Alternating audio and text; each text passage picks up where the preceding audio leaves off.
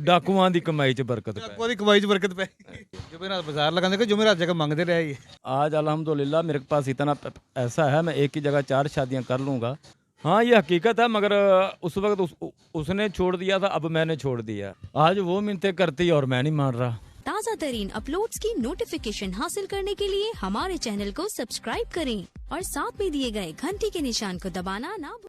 अस्सलाम वालेकुम नाज़रीन, मैं हूं आपका मेज़बान अहमद गौहर। आप देख रहे हैं पीसफुल पाकिस्तान। नाज़रीन, मेरे साथ इस वक्त एक ऐसा शख्स मौजूद है जिसकी हमने कुछ माह पहले वीडियो की थी। एक जेंट्स सैंडल के जो ना वो छोटी सी एक रेडी लगाते थे और इनको रास्ते में घर जाते हुए मतलब डाकुओं ने लूटने की कोशिश की, लेकिन जब डाकुओं ने इनको रोका है तो इनके वो हालात सुन के या इनकी मजबूरी देख के इनको जेब से पैसे इनको दे के इनकी हेल्प की और उसी हेल्प से इन्होंने अपना एक छोटा सा सेटअप बनाया और कारोबार शुरू किया। लेकिन आज आप देख रहे हैं कि मेरे पीछे एक बहुत बड़ा सेटअप है गारमेंट्स का, और ये गारमेंट्स का सेटअप इनका है।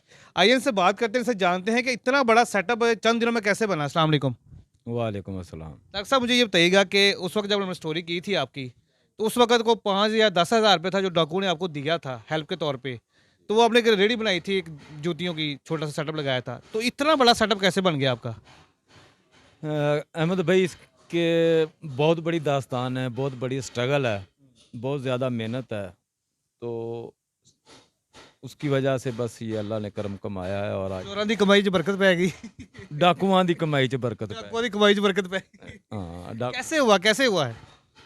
अहमद भाई, जब मैं रेडी लगाता था ना, उस वक्त लॉकडाउन लग गया और हालात थोड़े से पतले हो गए। ठीक है, तो वो काम नहीं चल रहा था। तो फिर एक माह तकरीबन ऐसे ही गुजर गया। जो वो स्टॉक था वो भी आस्ते आस्ते ख़त्म हो गया, क्योंकि लॉकडाउन था। उसके अंदर जो 1-2 जूते फ़रोख्त होते थे वो घर का खर्चा निकल जाता था। तो बहुत हालात देखे, तो फिर मैंने आसपास देखा तो ये गारमेंट्स की ना दुकानें बनती जा रही थी, बढ़ती जा रही थी। तो मैंने बोला कि भी यार ये काम पता नहीं कैसे होगा। तो फिर अल्लाह भला करे, मेरा एक दोस्त है बहुत अच्छा, नईम साहब, वो अचानक उनसे मुलाकात हुई। तो मैंने बोला भाई आप क्या कर रहे हो? उन्होंने बोला भाई मैं तो ये काम कर रहा हूँ, तो आप भी आओ, आप ये रेडी को छोड़ो, उस तरफ आओ। तो फिर मैंने 1-2 दिन उनके पास आता जाता रहा, थोड़ा जा उन्होंने भी मुझे गाइड किया। तो फिर मैंने आस्ते आस्ते स्ट्रगल की, उनसे 10,000 रुपये दे के माल लिया। मैंने ये बाज़ार नहीं लगते, बाज़ार हर रोज़, जुमा बाज़ार, हफ्ता बाज़ार, इतवार बाज़ार, पीर बाज़ार, मंगल बाज़ार, बुध बाज़ार, फिर जुमेरात बाज़ार। ठीक है, यही लगा, ये मैंने मुसलसल लगाना शुरू कर दिया। जुमेरात बाजार लगाने के जुमेरात जगह मांगते रहे ये मांगने वाला हिसाब है, क्योंकि वहाँ जाके हम बैठ जाते हैं, कोई आता है एक आधा सूट ले जाता है तो हमें उसमें से रोज़ी मिल जाती, मांगने वाला हिसाब है। ठीक है, मगर स्ट्रगल बहुत है ये। तो फिर आस्ते आस्ते आस्ते पहले मैं 10,000 से 15,000 रुपये, 15,000 से 20,000, फिर 50,000, और फिर मैंने 1-2 अपने साथ लड़के रख लिए, उनको अलहदा अड्डा लगवा के देता था बाज़ार के अंदर। ठीक है, उसके अंदर फिर चलते चलते ये अल्हम्दुलिल्लाह अब इस सेटअप पे पहुंचा हूँ। अभी ये जितना भी सेटअप मुझे नज़र आ रहा है, ये सेटअप आपका अपना ज़ाती है? जी अल्हम्दुलिल्लाह। माशाल्लाह। नाज़रीन, आप आइडिया करें, मैं तो यही कहूँगा कि चोरों की कमाई में बरकत लग गई है कि मतलब 6 या 7 माह हुए होंगे आपको, 7-8 माह का अरसा गुजरा है। और ये जो बाज़ार लगते हैं, जैसे इन्होंने बताया कि इतवार बाज़ार, संडे, पीर बाज़ार, ये जिस तरह मुख्तलिफ इलाकों में लगते हैं, वहीं पे सामान सेल करके तो यहाँ तक पहुँचे कि आप पहले जूतियों काम करते थे, गारमेंट्स की तरफ जब आए हैं तो मुश्किलात तो बहुत पेश आई होंगी, क्योंकि ये इसमें बहुत सारी चीज़ें होती हैं। कपड़ा कैसा है, क्वालिटी कैसी है, किस तरह से डील किया जाता है? जी अहमद भाई, वाकई ये मुश्किल काम है। अभी भी कुछ आइटम्स गारमेंट्स की ऐसी हैं जिनका मुझे नाम भी नहीं आता अभी तक। ठीक है, तो इनकी पहचान, इनका नाम, ये सब कुछ स्ट्रगल है, याद करना पड़ता है और इसके साइज़ याद करने पड़ते हैं। तो मुझे तकरीबन अभी तक भी याद नहीं है, तो अभी भी कोशिश कर रहे हैं। एक पर्सनल सा सवाल है, उस वक्त अर्निंग क्या थी और आज अर्निंग क्या है? हाँ अहमद भाई, उस वक्त तो बस गुजारा ही मुश्किल हो रहा था। रोज़ाना ये जूतों वाले के ऐसे थे, वो रोज़ाना देने होते थे, सर पे कर्जा ही रहता था, घर का सर्कट मुश्किल चलता था, क्योंकि जूतों के अंदर राफट कम है।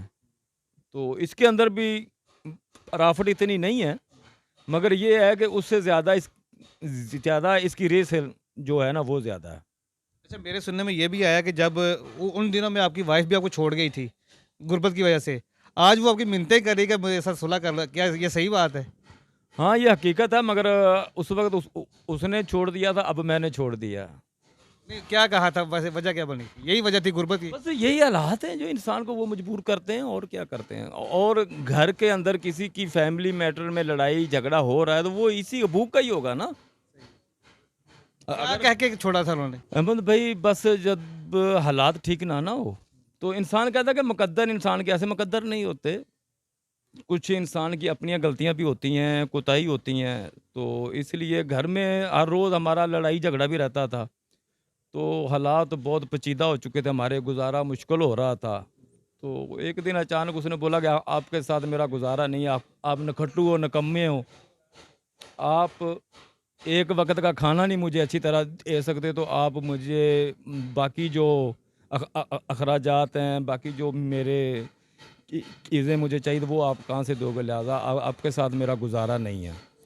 ठीक है, मगर मैंने उस वक़्त भी उसको समझाने की कोशिश की थी, मगर उसकी समझ में नहीं आया। जब इंसान पे मुसीबत आ जाए, दुःख आ जाए, तो हम सफ़र साथ ना दे, तो उससे बेहतर है फिर एक दफ़ा लात तलकी हो चुकी थी, अब तो मुकम्मल ही हो चुकी है वैसे, तो अब नहीं। आप दोबारा शादी करेंगे किसी और से? आज वो मिन्नतें करती और मैं नहीं मान रहा, तो हिसाब बराबर हो गया। नहीं, वैसे होना तो ये चाहिए था कि चलो उसने गलती कर ली, उसने छोड़ दिया आपको। मैं तो यही कहूँगा कि आपका ज़र्फ़ ज़्यादा होना चाहिए आपका उनसे, सुलह कर लेनी चाहिए।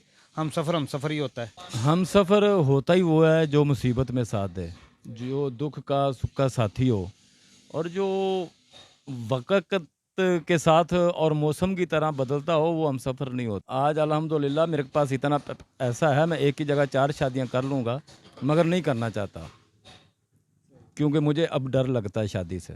शादी से डर लगता है? शादी से डर लगता है। सही हो गया। चलें, इस टॉपिक को छोड़ते हैं। अब ये बताएं कि आपके रेट्स जो हैं वो मार्केट से ज़्यादा क्यों हैं? जबकि मैंने पूरी मार्केट देखी है, उनके रेट बहुत कम हैं, तो आपके रेट ज़्यादा क्यों, वजह क्या है? जी, वो अहमद भाई ऐसा है कि भी हमारा रेट वाकई कुछ ज़्यादा है, मगर हमारा मार्केट में अगर 350 की चीज़ है, हम 360 रुपये की दे रहे हैं, क्योंकि उसमें 10 रुपये की वजह से हमारी क्वालिटी अच्छी होती है। हमारा जो कपड़ा स्टफ़ है वो उसको हम अच्छा लेते हैं, उस पे अच्छा काम करवाते हैं, क्योंकि इसके लिए ये लाज़मी है कि हम ऑनलाइन काम करते हैं ना।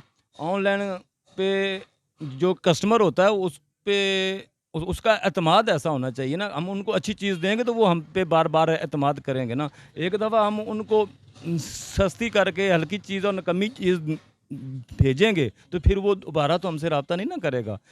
कस्टमर 10 रुपये 15 रुपये को नहीं देखता, वो अच्छी चीज़ देखता है।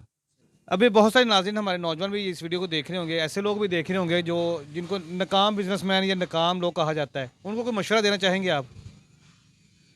जी, उनके साथ यही गुजारिश करूँगा कि भी जो भी आप काम शुरू करें ईमानदारी से करें और खूब मेहनत और दिल लगा के करें, इंशाल्लाह ताला मंज़िल आपसे दूर नहीं होगी। अच्छा, ऑनलाइन के लिए कौन सा सोर्स इस्तेमाल करते हैं? कोई पेज, कोई यूट्यूब चैनल, उसका नाम बता दें नाज़रीन को।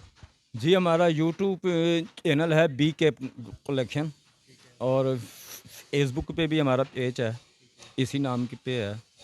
तो जो दोस्त ऑनलाइन ऑर्डर करना चाहे वो कर सकते हैं।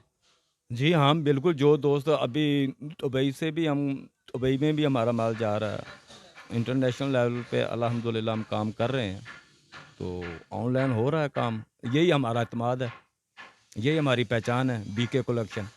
चलें जी, हमारी दुआएं आपके साथ है, अल्लाह पाक आपको मज़ीद कामयाब करे।